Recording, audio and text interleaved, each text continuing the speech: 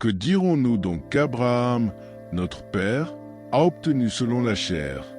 Si Abraham a été justifié par les œuvres, il a sujet de se glorifier, mais non devant Dieu. Car que dit l'Écriture? Abraham crut à Dieu, et cela lui fut imputé à justice. Or, à celui qui fait une œuvre, le salaire est imputé, non comme une grâce, mais comme une chose due. Et à celui qui ne fait point d'œuvre, mais qui croit en celui qui justifie l'impie, sa foi lui est imputée à justice. De même, David exprime le bonheur de l'homme à qui Dieu impute la justice sans les œuvres. Heureux ceux dont les iniquités sont pardonnées et dont les péchés sont couverts.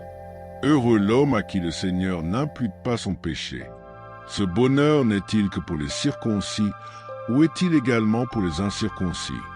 Car nous disons que la foi fut imputée à justice à Abraham. Comment donc lui fut-elle imputée? Était-ce après ou avant sa circoncision? Il n'était pas encore circoncis, il était incirconcis.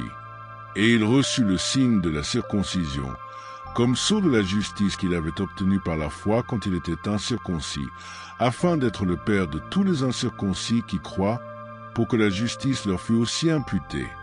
Et le père des circoncis, qui ne sont pas seulement circoncis, mais encore qui marchent sur les traces de la foi de notre père Abraham quand il était incirconcis.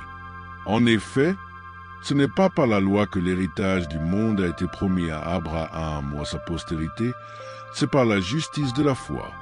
Car, si les héritiers le sont par la foi est vaine et la promesse est anéantie.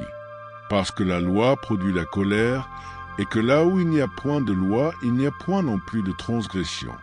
C'est pourquoi les héritiers le sont par la foi, pour que ce soit par grâce, afin que la promesse soit assurée à toute la postérité, non seulement à celle qui est sous la loi, mais aussi à celle qui a la foi d'Abraham, notre Père à tous, selon qu'il est écrit, « Je t'ai établi Père d'un grand nombre de nations. » Il est notre Père devant celui auquel il a cru, Dieu, qui donne la vie aux morts et qui appelle les choses qui ne sont point comme si elles étaient.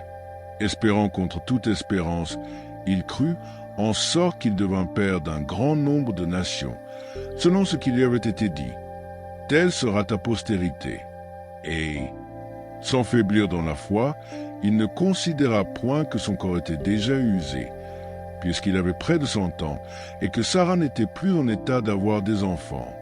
Il ne douta point, par incrédulité, au sujet de la promesse de Dieu, mais il fut fortifié par la foi, donnant gloire à Dieu, et ayant la pleine conviction que ce qu'il promet, il peut aussi l'accomplir. C'est pourquoi cela lui fut imputé à justice. Mais ce n'est pas à cause de lui seul qu'il est écrit que cela lui fut imputé. C'est encore à cause de nous, à qui cela sera imputé, à nous qui croyons en celui qui a ressuscité des morts, Jésus notre Seigneur, lequel a été livré pour nos offenses et ressuscité pour notre justification.